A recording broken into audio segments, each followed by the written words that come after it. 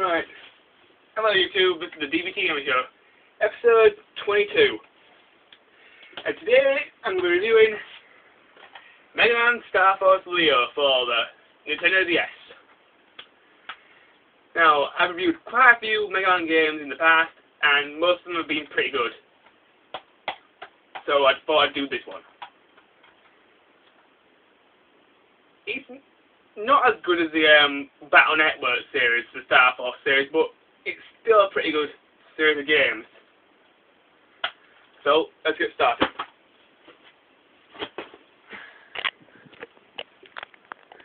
Alright, let's fire up my DS. There we go. Alright, let's first go to the story. The story for Megaman Star Force is pretty good. Basically, you play as a kid called Geostella. And the first problem I have with this game is the name. What kind of a name is Geostella? I mean, in the Megaman Battle Network series, you had a name. Your name was Lan Hikari, and yeah, that name's stupid, but Geostella is even worse. But when you start the game, you do have the opportunity to change your character's name, which is a very good feature because the name Geostella is stupid. It's stupid. So I've changed my name to D.B.T on the game because the name Geostella is stupid. Anyway, back to the story. The story of Megaman Star Force is pretty good. Basically, you play as a kid called Geostella, who, this kid's kind of a sad kid. His dad went to a space station, and he never came back. As far as we know, he's dead, but we're not, even I'm not too sure. And throughout the game, and quite early on in the game, Geo becomes friends with this space alien called Mega, I think. And this space alien Mega is on the run from his home planet, and his home planet, you know that Mega has this special key. This special key is really important to these bad guys who are trying to catch him. Unlike the Battle Network series, there are no net navis and none of that stuff. This game, as far as I know, it's set in the year 2020, whereas the Battle Network series was set in the year 2010. So this game is set 10 years after the Battle Network games. So the story is pretty good. The multiplayer of this game, it's pretty good.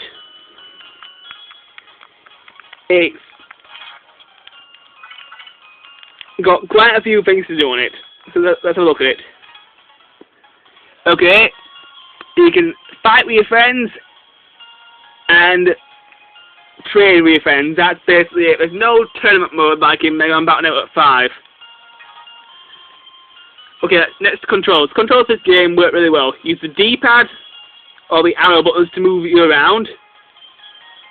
There's no run button this time, so the B button doesn't really help you run any faster. The speed of your character is what you get. The A button is to click on things. The B button is basically to cancel things. The R button is to pulse into objects. I'll tell you more about that later. The L button is your help button, which was a really good feature in the Battle Network games, and I'm glad they brought it into this game. And the help button in this game, I think they've improved it quite a bit.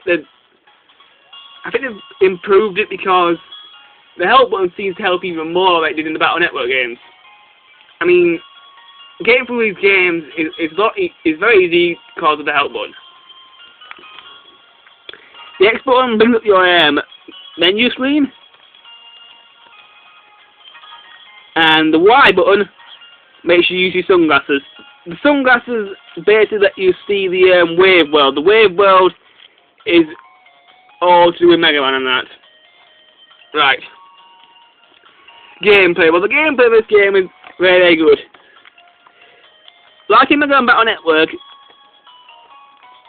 you can jack into the internet, but this time there's no such thing as an internet, really. Instead, it's called the Wave World. The Wave World is pretty good. Now, to get on the Wave World, you have to turn Geostellar into Megaman. Now, you do this by pressing the Y button and looking for a whirlpool. The whirlpools look like this. If you press the R button on the whirlpool, Geostellar will fuse with the alien known as Mega and become Megaman. And in this game, Megaman looks pretty good.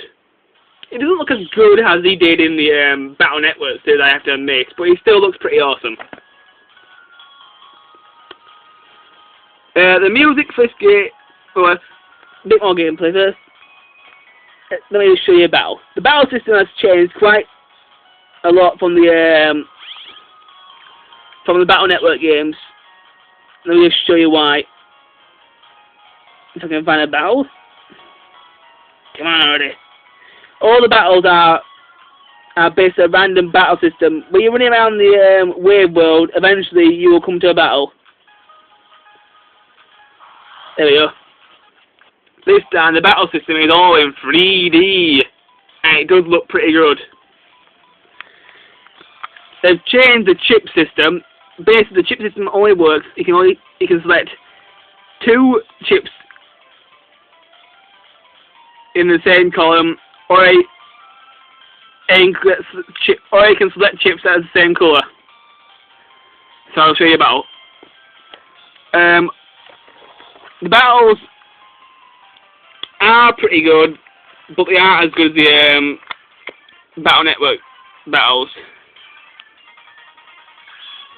I'm going to go for a wide sword, a long sword, and a navi chip. But the chips aren't called chips anymore, they're called cards, which is, I don't see why they bothered changing the name. It seems pretty pointless to me. I need some better chips.